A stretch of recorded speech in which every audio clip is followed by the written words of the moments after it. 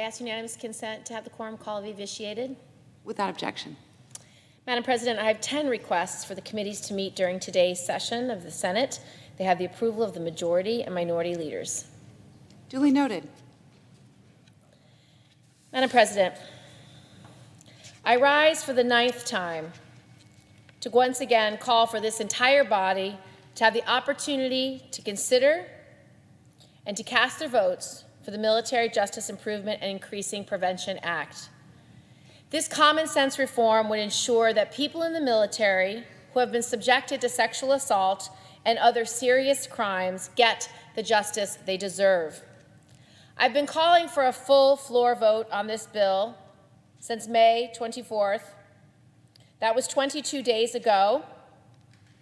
Since then, an estimated 1,232 service members will have been raped or sexually assaulted. 2 in 3 of those survivors will not even report it because they know they are more likely to face retaliation than to receive justice. Tonight, I want to share the story of just one of these countless survivors of sexual assault in our military who bravely shared her story with me. A husband and a wife both served in the Marine Corps when the wife was assaulted by another Marine. Her commander concluded that she deserved ill treatment for wearing running shorts and makeup. Her husband said that when he read the opinions of the command-appointed investigator, he found that he compared rape to prostitution or marrying a rich man. The wife said of the retaliation after she reported the assault that, quote, the humiliation of the retaliation was worse than the assault because it was sanctioned from those same leaders I once would have risked my life for, end of quote. I asked my colleagues, Madam President, to imagine living through the worst day of your life and knowing that nothing would happen to your assailant. Imagine knowing that there was a bill that could change this system that failed you, knowing that senators from both sides of the aisle have come together to advocate for it, knowing that if it were allowed to be voted on, it would pass.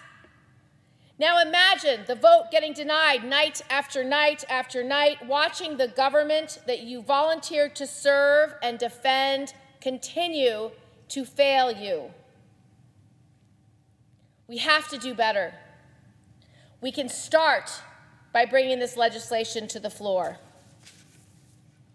I ask unanimous consent that at a time to be determined by the majority leader in consultation with the Republican leader, the Senate Armed Services Committee be discharged from further consideration of S-1520 and the Senate proceed to its consideration, that there be 2 hours for debate equally divided in the usual form, and that upon the use or yielding back of that time, the Senate vote on the bill with no intervening action or debate.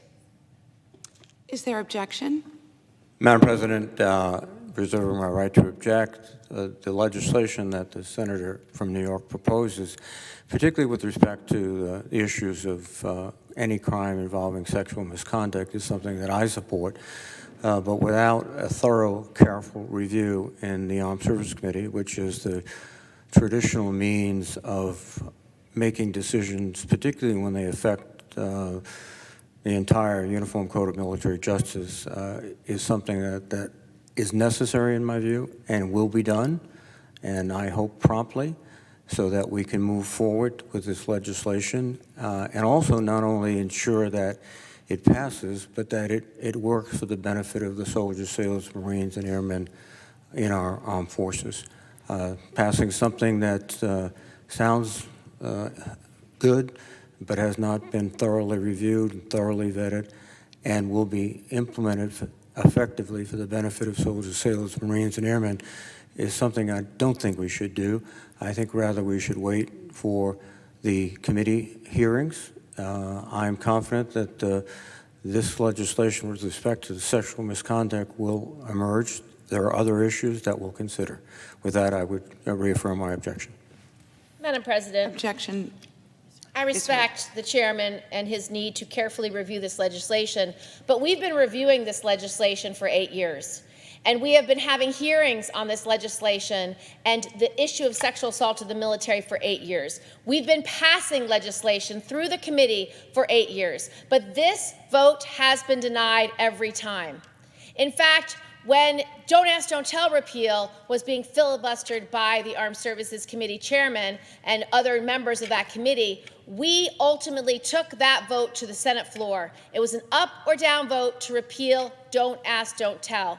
In this case, the committee has been considering this thoroughly and carefully for 8 years. And even if the chairman believes that he hasn't fully vetted it or reviewed it or had the careful consideration, many of the members of the committee have. We have been diligently looking at this issue for 8 straight years. It is time to bring this to the floor. I'm confident that if we bring this to the floor, we will be able to reform how we deal with these cases, we will be able to change the system for the better, and that we'll be able to finally begin to overcome the scourge of sexual violence in the military. I yield the floor.